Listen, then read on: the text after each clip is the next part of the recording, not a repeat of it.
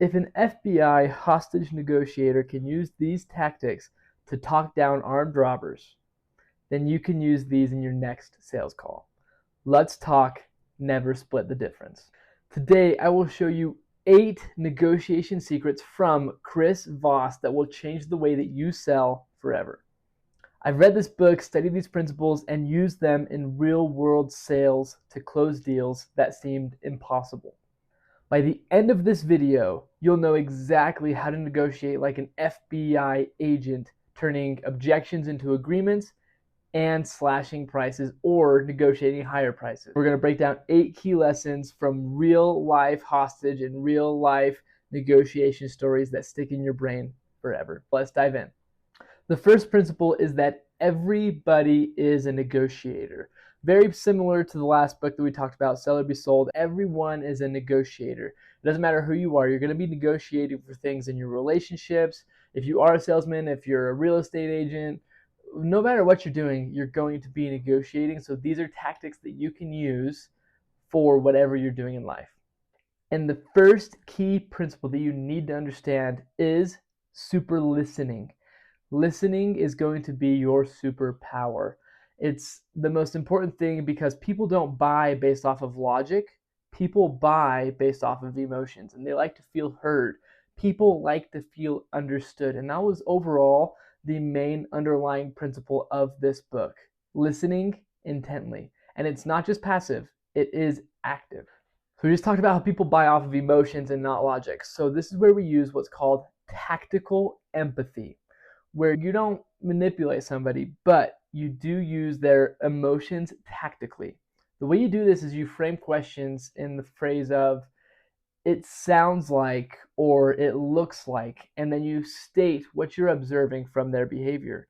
And the best couple words that you can ever hear in a negotiation is, that's right. Not you're right, but that's right.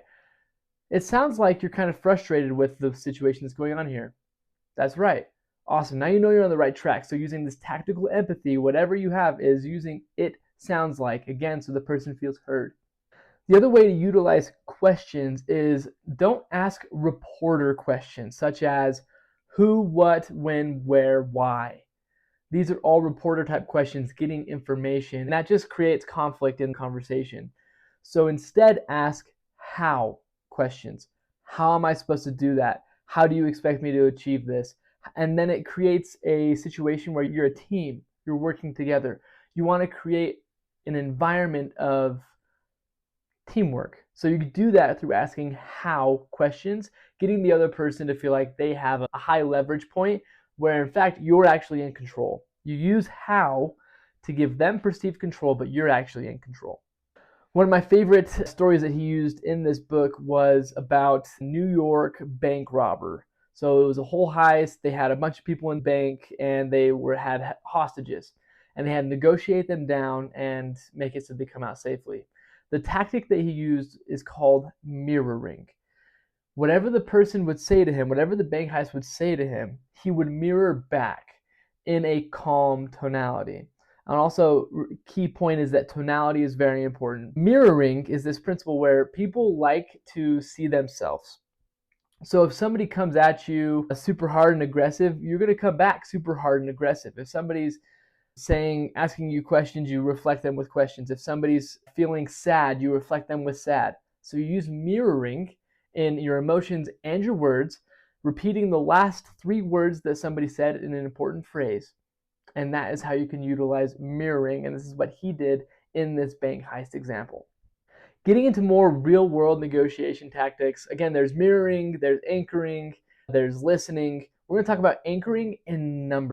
Now, obviously, if you want the price to be high, you have to anchor with a really high price and then negotiate your way to the price you actually want.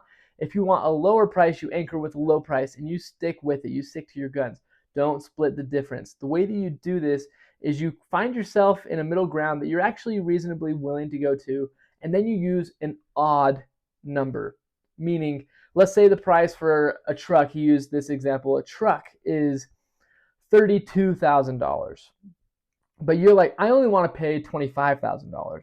So instead of saying $25,000, you say, oh, man, I can do $24,672. Okay, it's a very specific number. It shows that you maybe put thought and time into the calculation, so use odd numbers.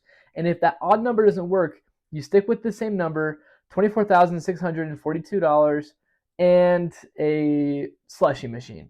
You throw in something else that doesn't have true monetary value to show that you're really at your cap. The last thing that Chris Voss talks about in this book is finding the black swan. The black swan means finding something that wasn't perceived to be true or real previously.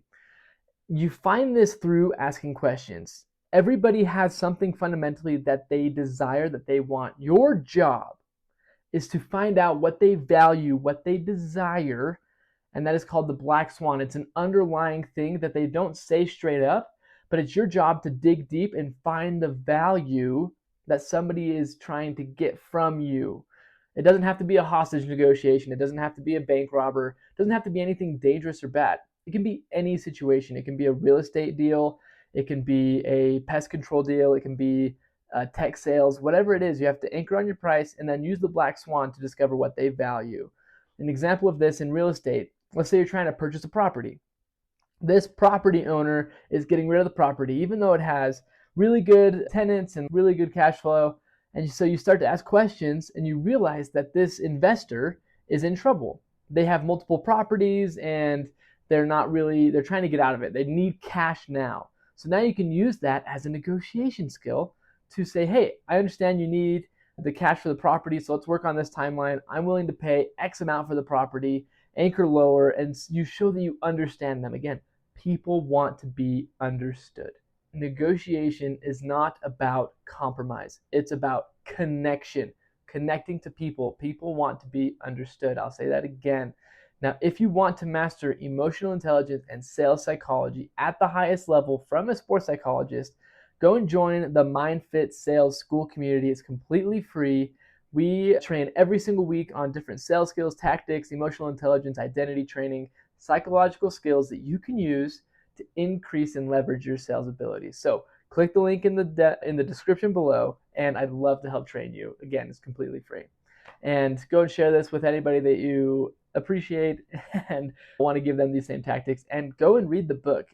Chris goes over a ton of different topics, and I really appreciate what he shares. So go listen to the book.